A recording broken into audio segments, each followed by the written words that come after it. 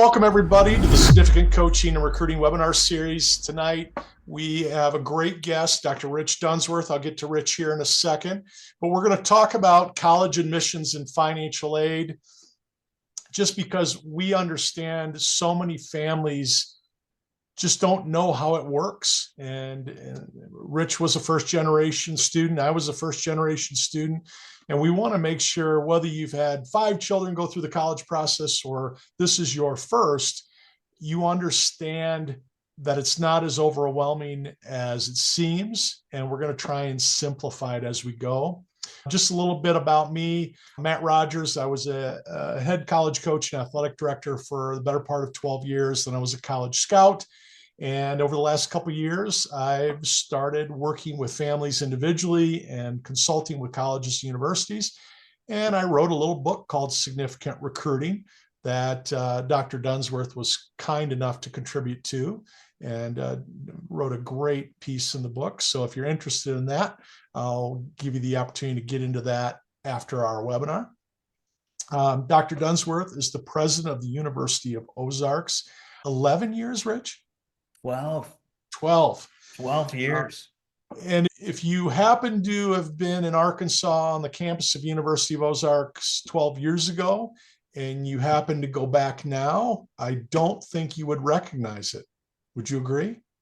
It's a pretty amazing place. The chapel's still there and it's still just as pretty. But we've been able to take what we had and in some places dust it off, give it a good polish. And then in some other areas, we've been able to invest thanks to wonderful friends of the institution. And it is beautiful. And I know we have some volleyball families on tonight listening, and they've got big news. They are starting their first volleyball program.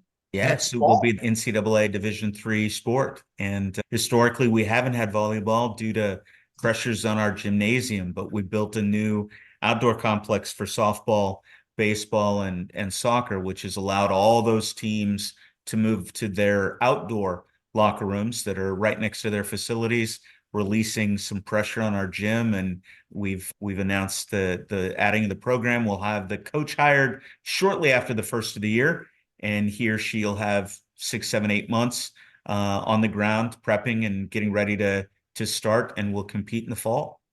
In a very good league, a very high academics schools across the board. So really excited for your athletic program to be adding volleyball. I think that's a great addition. Dr. Dunsworth, we'll jump right into this if you're okay with it. There's just 4 things that I wanted to address tonight and get your thoughts on. Talk a little bit about what the typical academic profile of your admitted students are. What is your admissions typically looking for just to get a student in the door? Sure. So for an institution, I mentioned we're Division III. We serve about 800 students. We are considered moderately selective, and that's one of the words, and the people talk about selectivity. And basically it means what do you expect? So our average student has about a 23 to a 24 ACT, and they're an A- student. Now, average is really easy to talk about. One of the languages that people will use, or you might want to ask, is what are the outer limits? What's the bottom 25? What's the top 75? And people will often say, what's the 25-75? And that gives you the spread of what it looks like for a student to be admitted. We're an institution that before ADA 504 was even dreamed of, we were an institution that supported students with learning disabilities. That started for us in the late 60s, early 70s. So we have about 50% of our students that we don't have test scores on. We're a test optional institution. And basically what we say to students is present your very best self. If that's with a test score and a GPA and you think that best represents who you are and your ability to be academically successful, great, give us that. But if maybe you're someone that lives in a really small town and you didn't have test prep, or maybe you didn't have as many options from a curricular standpoint, great, give us a portfolio, maybe give us a couple more reference letters. So I can do typical, but there's so many students beyond that typical that it's really thinking about, okay, what represents me best? And stand up, throw the shoulders back, and present yourself to admissions folks, and you're going to be able to find the right institution. I love it. Financial aid is a strange conversation with families that haven't gone through it before. Most families that do well, they make six figures, husband, wife, single parent, they simply assume whatever the price tag that the university is advertising, that's what they're going to have to pay. Sure. How do you how do you best describe how financial aid works and how a family should really perceive it as they start that process? That sticker price for some institutions actually might signal quality, right? For some institutions, it signals quality. Very seldom does sticker price have a real relationship to what people pay. And the hardest thing is going, okay, let's go back to your son, your daughter, your child presenting their very best self. Sometimes students know exactly what an institution's looking for, right? They want a 32 or above ACT, and they're willing to pay 50% tuition scholarship for that. They want salutatorians and valedictorians that are willing to pay X for that. They want cellists. I remember once when I was an admission person and we had an orchestra, to get cellists 1 year was full tuition because they just weren't out there in the marketplace. The challenge is, as a family, you never really know all the different nuances of what an institution wants or needs in a class. Sometimes that's athletically. Many of us work at institutions where you can't give athletic scholarships. That doesn't mean your son or daughter won't get a great offer or package. By way of example, I have 3 children. 2 of them were Division III athletes. One was a Division I athlete, is a Division I athlete. Our Division III daughter, swimmer, nursing. By the time it was all said and done, I think her bill this year is going to be about $3,000.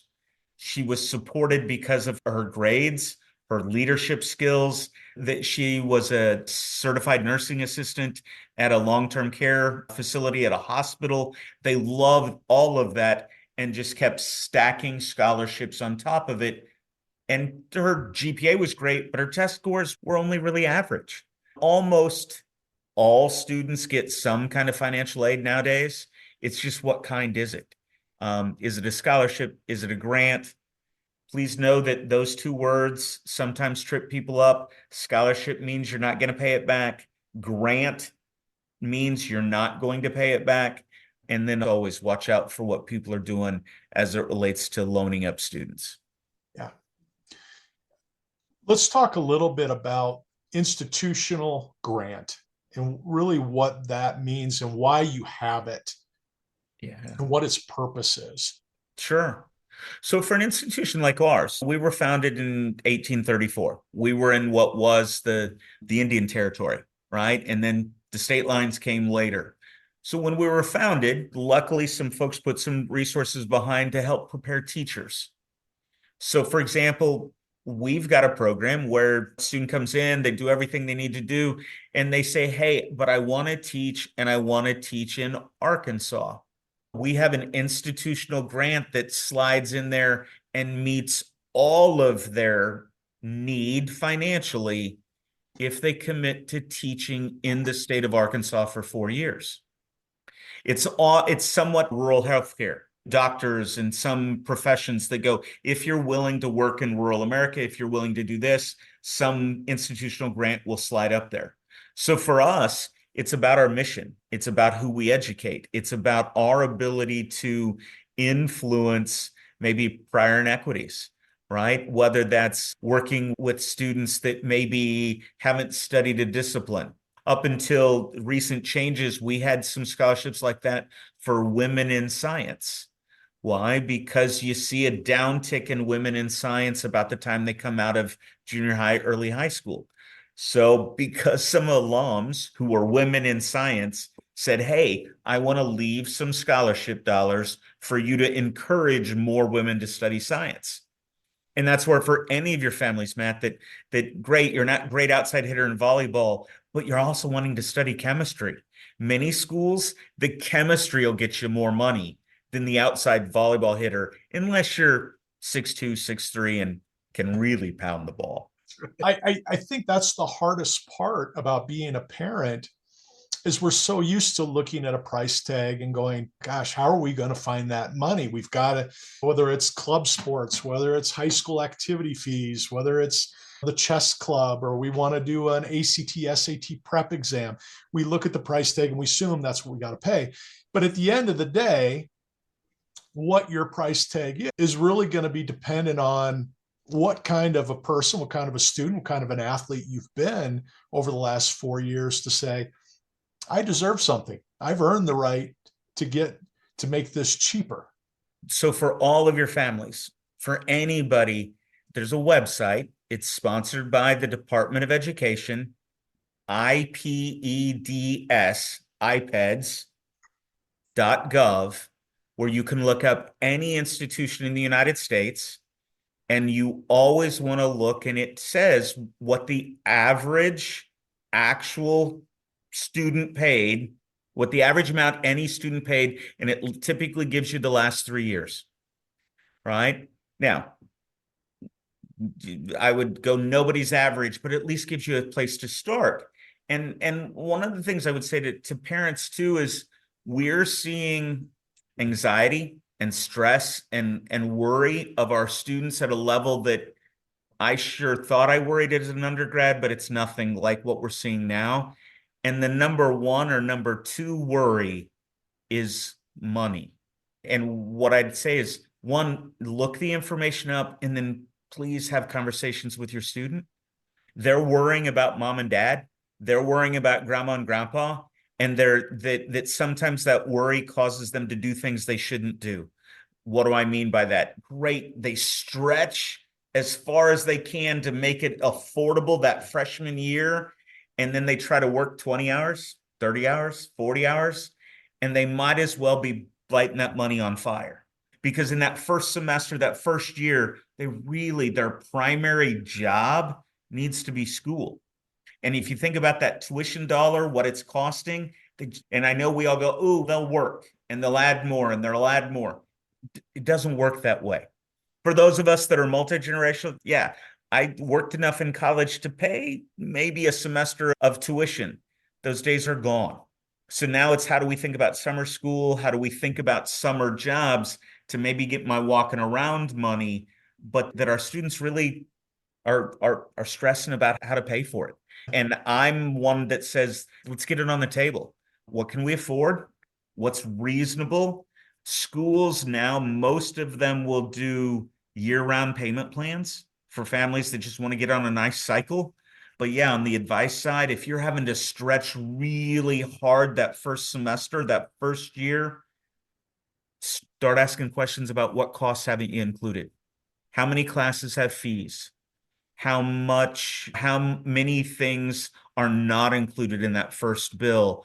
Because then it pushes a family to a point of breaking.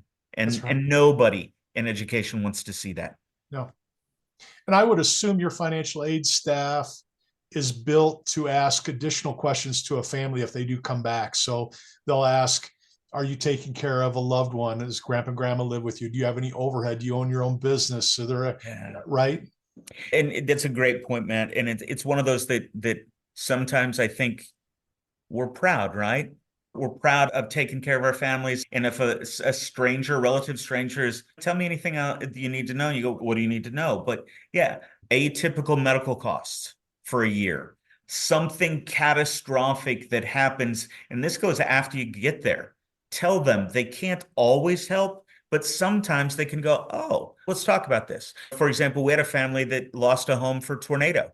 We suspended their bill. They had the insurance, they had everything they needed, but it was a cash flow issue. So great, let's just suspend your bill.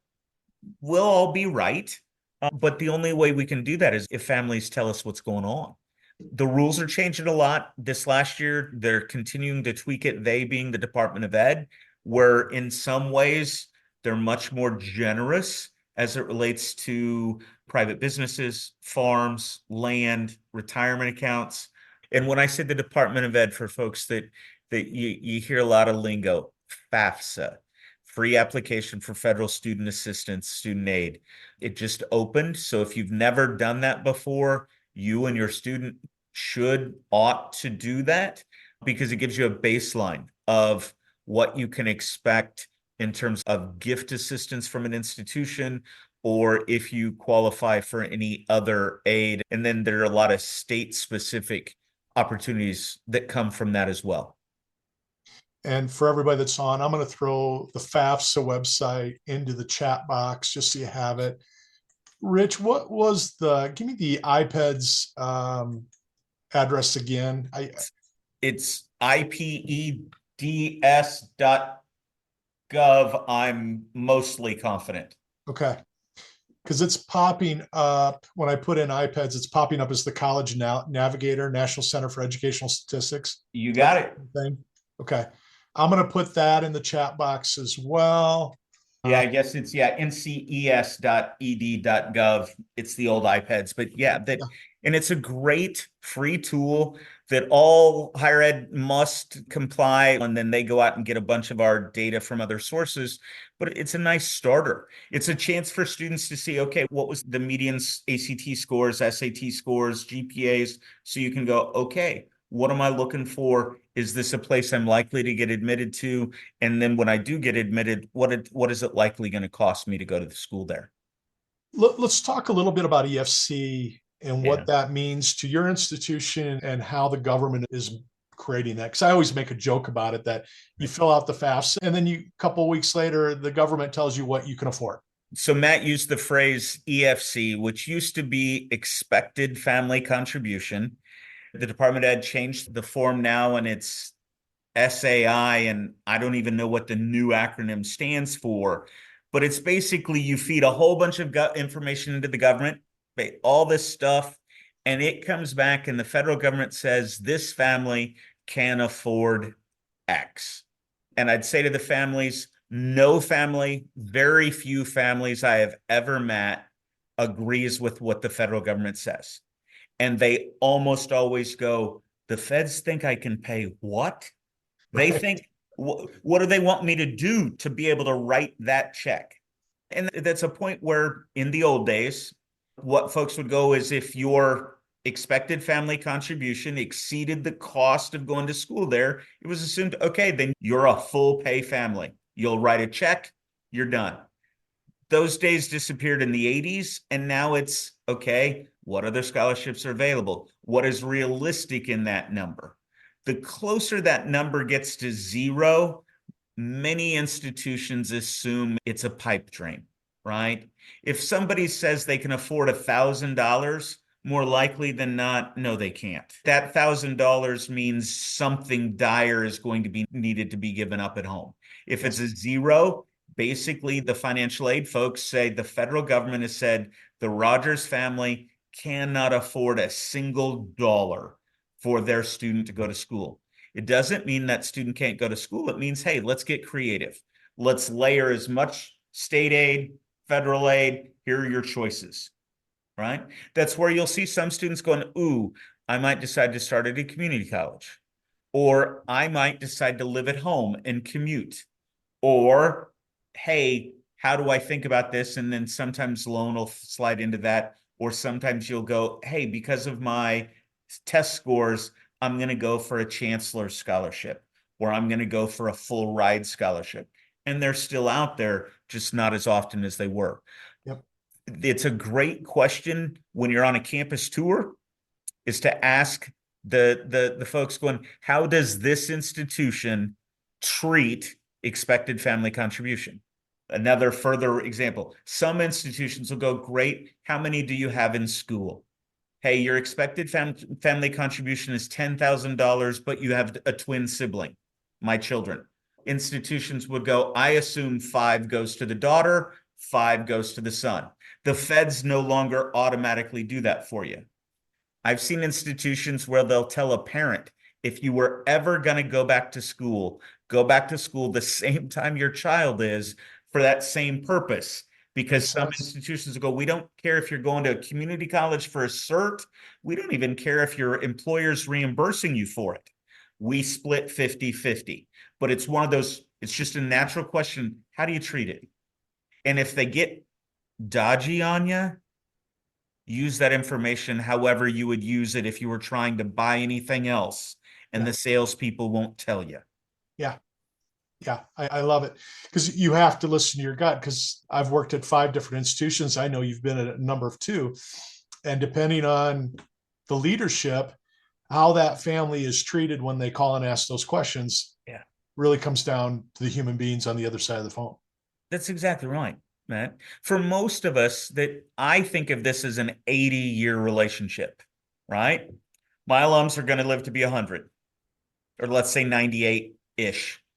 The 4 years you're here are important, but we want you 10 years out referring students or hosting them for an intern or hiring them or doing other things. So institutions like ours, we want you to come into the family. And that, and I don't like using the family analysis because some families don't talk money, right? Yeah. Some families, that's the one thing you never talk about is, how do we afford this? We're the kind of family that goes, hey, let's just talk about it. What's it going to cost? Can we afford it? What choices do we have to make? Yep. I'm going to pause for just a second. For those of you that are on, please use the chat box if you have questions for Rich, and I'll make sure we answer those specifically from you. I have a bunch of questions I'm going to continue to ask. We'll go for about 20 more minutes here, but if you have questions, please ask them. I know the families that are on really well, so I'm asking some questions I know they're probably going to ask. Here's one I get all the time. I want to ask one more about the state of financial aid for just a moment. So many families will say, Matt, it's not even worth it for us to fill out the FAFSA. We make too much money. We know we're not going to get anything back. Is that a mistake, and why is that a mistake? Yeah. It, in many cases, it is a mistake. And I'm one of those families. I mentioned the twins. And one of them, I'm like, but we're not going to borrow money. We've been 529 plans are a great thing. Remember, we were putting $50 a month away. Yep. But then what we learned was at that institution, if they didn't have a FAFSA on file, they didn't even consider our daughter for some of the academic scholarships that had nothing to do with money. And that by her filing that, it opened up where there's information where it's a variable, where need base, but they're going, okay, we've got it more information on this child, but we also learn more about the parents, right? They learn about whether degrees and information and married and living together and what kind of support other than financial they're going to get at home. They learn that there are other siblings. They learn that there are other things in school. There's a lot more information on there. So even if you're, I don't know if we'll qualify, I don't know of anybody that it's ever really hurt other than the 45 minutes that it takes to fill it out. And the new tools that import your taxes make it easier and easier. We chose to use it as a way to teach our kids. Go, all right, sit down. My daughter was on a computer. My son was on a computer. I'm in the middle, and we're doing it together. And we just naturally talked through some of those data points. I find it interesting when we talk about the FAFSA that families don't understand. Number one, there's work study there. Most schools have a work study program where maybe there's $2,500, $3,500 you can save over the course of a year. You're sitting in the library checking out books. You're sitting in the gymnasium checking people into the gym, whatever that may be. You're doing your homework 99% of the time, and you're doing a little bit of work, and you're getting paid for it on your campus. Talk a little bit about that from your side on how your university uses work study. Sure.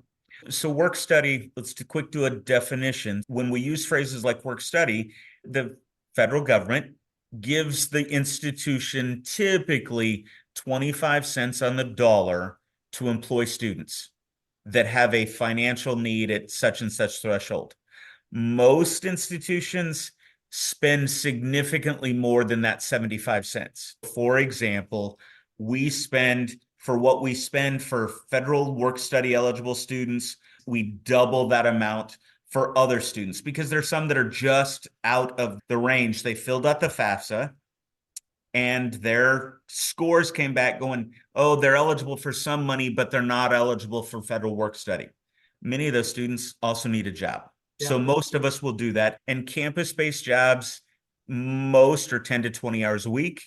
As Matt mentioned, it can be anything from groundskeepers to paint crews to library. Library is always a great gig because, as he said, you have your book there, and if there's not something to do, hopefully you're reading. I think about my work study, sorting mail. It was one of those quick, fast, and we had that institution. I was at Colorado State in Fort Collins, Colorado. I think ours was a minimum. So if I got it done in 30 minutes, I still got an hour. Right. And that was just one of the sorting mail and swiping people's meal cards in at mealtime. That when you look at work, I'm a big fan of work. It adds to the likelihood a student's going to stay and graduate. And that doesn't matter if they're working the custodial crew, working the setup crew in the gymnasium or conference center, they're more likely to stay and graduate because they're meeting a couple of other adults while they're there. Yep. The reverse of that, more than 20 hours a week off campus in the first 2 years. Junior, senior year, 20 hours a week and something academically related, do it every semester. Your first couple of semesters, if your son or daughter needs a job, let's get them to the Career Center, find a job on campus, maybe washing dishes, but even university presidents have washed dishes as a summer job. And it goes back 30 years, almost 30 years when you and I met. We basically met because of my work study job. I did admissions, I did the admissions tours, and then I did residence life. And I believe that's how we met, right? That's exactly how we met. 100 years ago?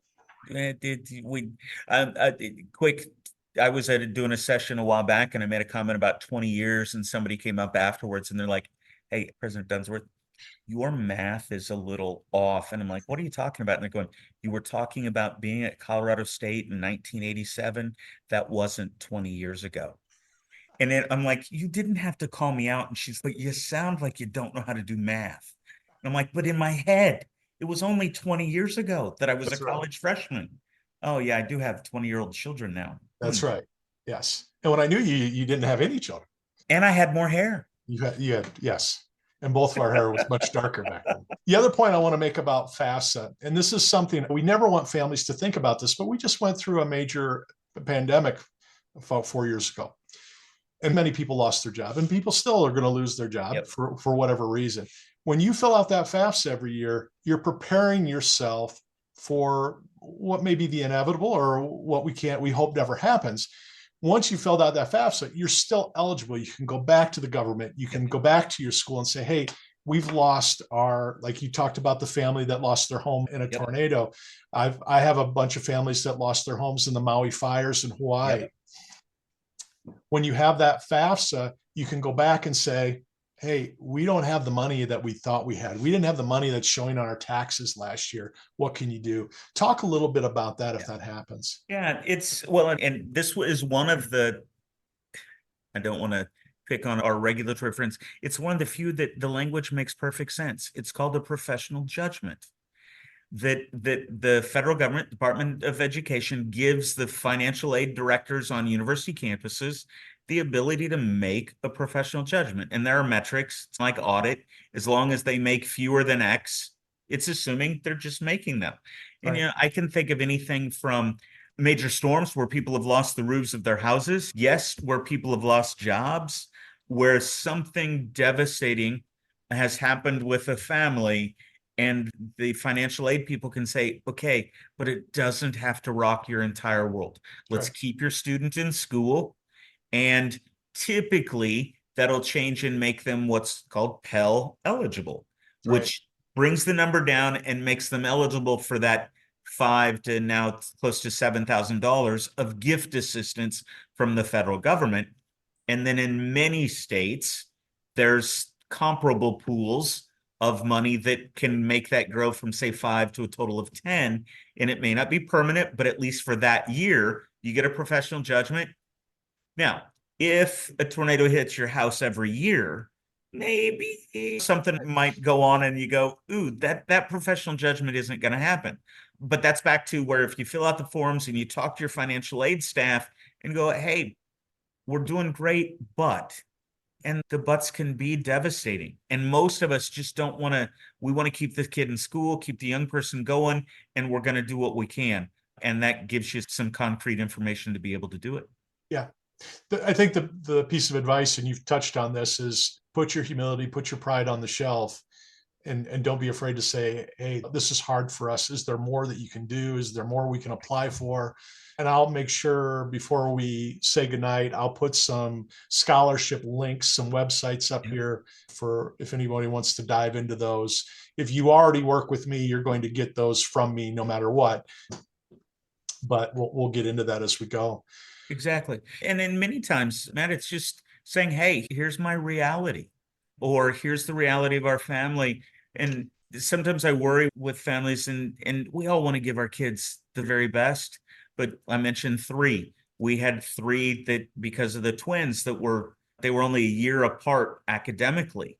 Okay, how do we think about that as we look at scholarship opportunities, as we look at ways to do this? And when I hear families talk about, ooh, we're going to take a loan from a retirement account, or we're going to do things of that nature, I worry and go, hey, can we explore other options? Can we talk about some of these things? And I know, for example, Holly and I, with freshman parents, every year we go, hey, here's some things to think about.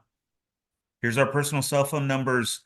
Again, we want you to be here and be successful. And that if they're stressing about money, maybe they're not being able to be the very best student they need to be, or the very best athlete they need to be, or the best human they need to be, because money just weighs them down.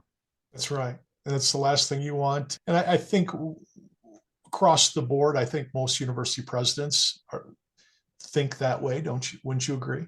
I believe so. Yes, that we're all trying to offer an amazing service to people. And it's hard when we go, we just can't make it work. That what I encourage our admission staff to be able to do is that if and when we can't make it work financially, I want you prepared to make a recommendation and say, have you considered X school or Y school?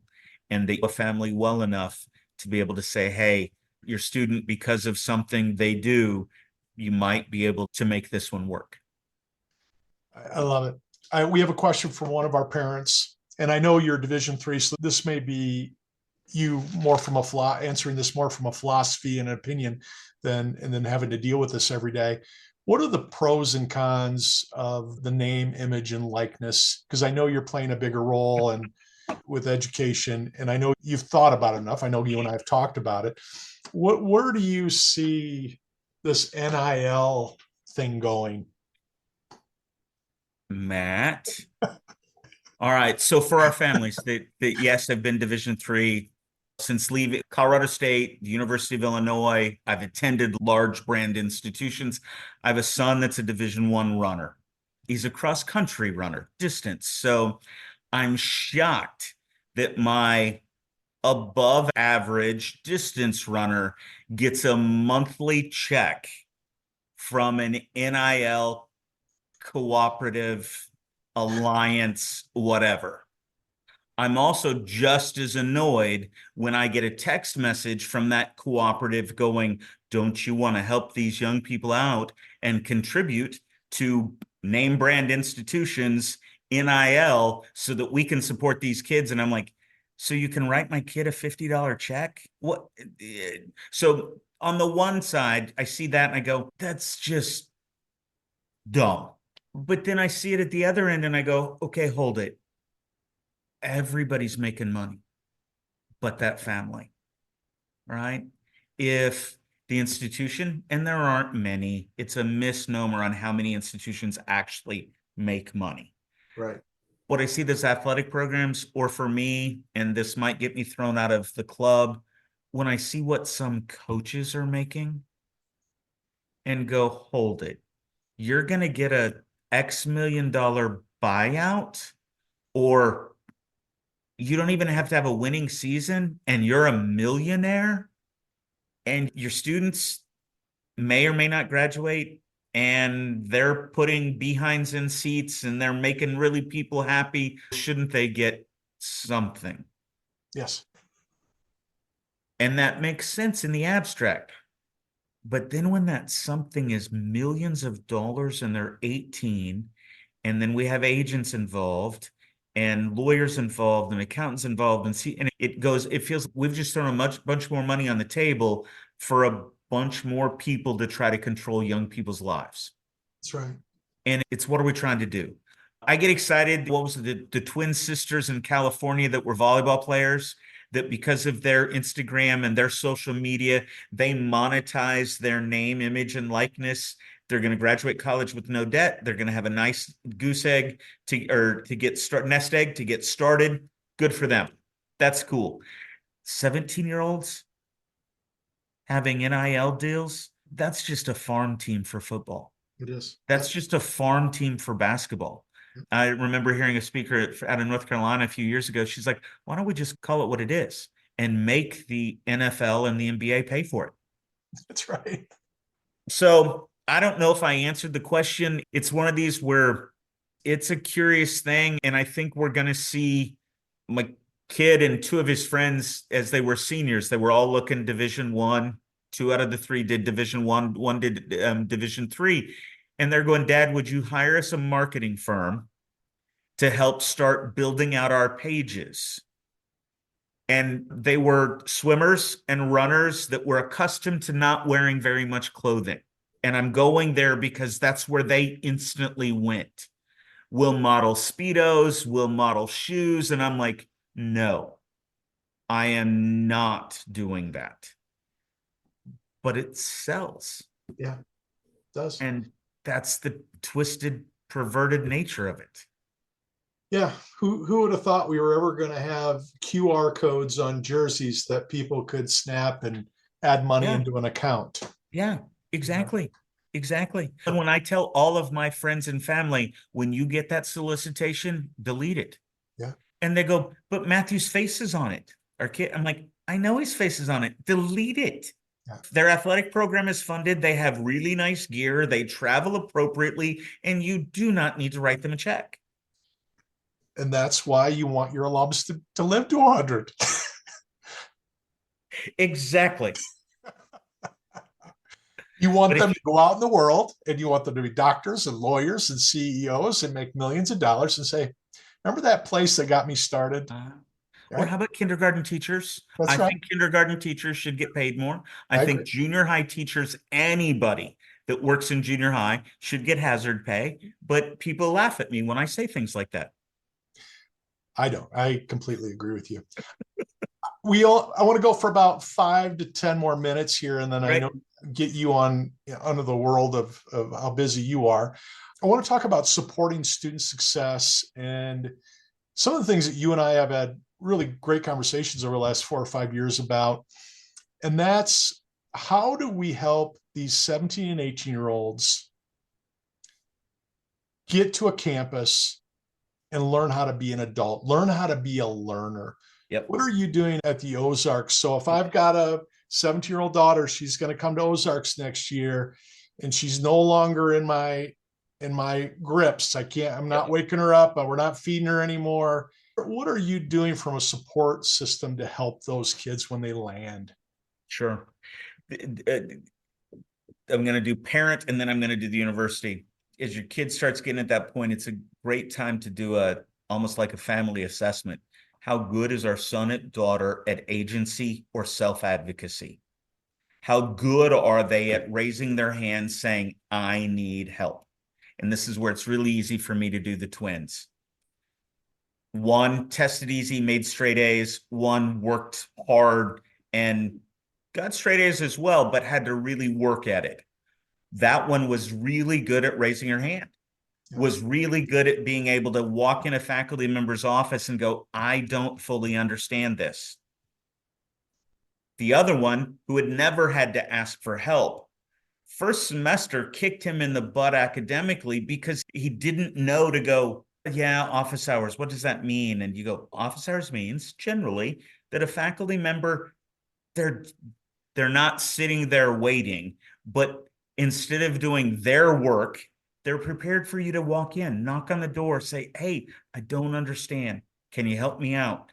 For us, institutions like ours, one, we first have and most folks have an orientation class. Ours goes all year long or all semester long, where we're helping students think about these things, whether it's how to use the library, how to use tutoring, how to use the writing center, how to use the math center. But it's also taking time for them to say, okay, when do you ask for help? And asking for help is not a sign of weakness, right?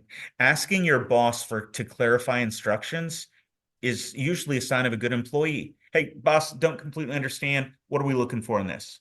Oh, you wanted a 1-page, not a 20-pager. Or, ooh, you want my best work in 30 minutes, whether that's really good or just my best work in 30 minutes. And learning how to start a dialogue.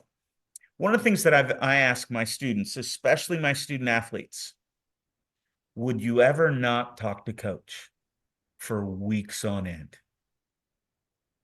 And folks, no. I said, how often do you say to coach, what do you need from me? What do I need to do in the off season? What do I need to do on vacation? What do I need to do to move from number 6 to number 2? And I said, think about what if you did that academically? And people look at me like I've grown horns. And I said, no, seriously, every student athlete knows where their coach's office is, usually within the first 48 hours of being on campus. Right. Most students have 5 faculty in their first year. Do the same thing. Learn where the office is. And what I say to them is, and cross the threshold without the words I need. And student athletes have the perfect entry. Hey, Professor Dunsworth, here is our schedule for basketball this year. Our opening game is October 27th. I'd sure like to see you there. Holy crap. Most faculty don't want to be the one that didn't show up after a student invited them. Most faculty are going to go, hold it. They didn't say, hey, I'm going to travel 15 weekends out of the year. They want me to be at the home game. That's right. If I go to that first home game, I'm going to probably be even more forgiving when they need to miss a Thursday for a Friday game. Right. Or I know that the bus got back at 2 a.m. and they've got an exam at 8 a.m. and they come in dragging. But it comes with telling a student, hey, lean into that. These 5 people 3 years from now might help you get a job. Right. And if you start doing that year round, okay, 5 the first time, the second semester, maybe you have 1 repeat and you learn 4 more. By the time you get to your sophomore year, you have 12, 14, 15 wicked smart people who know you. They've watched you play. They've seen you win. They've seen you lose. They know your character, your integrity, and they're there cheering for you. Yep. And now you've got a board of directors going, Matt Rogers, how do we get you where you want to go? I don't know where I want to go. Great. Let's start by just getting you a job. That's right. And I tell families this all the time. I played Division III basketball. Where else could I have gone at the Division I level where I could have been on the basketball team, been an ambassador for admissions, been a residence life person I was in charge of a dorm, and I was a student teacher. The college sent me on college fairs. I would go to college fairs and meet with students and families and talk about our school. I was president of the student body. And when I graduated, I had the president, the vice president, the dean of students, and the chair of my department writing letters and making phone calls for me. Yep. Where could that have happened at any institution with more than 5,000 students on campus? Mm-hmm. Right? It's hard. And I think that I know we're about out of time, but for our families, that this is one where we happen to have a gorgeous mall. And my international students say that I've got to come up with another word because when they hear mall, they think shopping. And they will tell me, you can't call it a mall, call it a lawn. We have a lawn. And what I often will tell parents is, I said, after you've walked the mall, if your son or daughter says this isn't the right school, move on. That's right. Because there is an affect of going, okay, I think I can see myself here. And you can see the difference in students that when they walk in and go, I'm home. I had a young man from Paducah, Kentucky this year, and his dad called later. He's like, my son told me on their visit day, Dad, I don't feel like I want to leave. And I'm like, yes. And he said, I didn't see this one coming. He thinks that's the right school for him. And I think it is too. And you go, after you know what your non-negotiables are, if it doesn't feel right, trust it. Great. At a couple more schools. I've mentioned our children a couple times. Our daughter is at her practice school. And their president laughs at me when I say that. We went to the school she's at to give her a practice visit for the school she really wanted to go to. And after that long weekend, we did a 3-day weekend of the final ones. And she's, Dad, where I really wanted to go, I don't want to go there anymore. I want to go. She doesn't call it the practice school, but we joke now. She's a sophomore and she loves it. She's an RA. She's on the swim team, Yep. doing research in nursing. And she just, I think this is where I'm supposed to be. Yep. All right. It Yep. snows there. And we're in Arkansas and it seldom snows. And she's, I know it snows there, Dad. And I'm like, okay, just want to make sure you remember it snows there. Some details matter. And she's like, that just means new shoes. Okay, got it. I've got one of my Florida families on, so it's good for them to hear that. We're going to have that conversation here in the next couple of weeks. It matters that this time of year in Arkansas, it starts getting cold, and we've got a couple of students from the South, and they're going, does it get any colder than this? And I'm like, only a little bit, and it's only for a day or two. It's going to be fine. You just don't want to be there in July when it's 112. We tolerate, you're exactly right. We tolerate July and August, and then we get this time of year where this weekend I was grilling out. You always bring me down at the end of July and early August when it's 112. So that's all I really know. That's the start of the school year.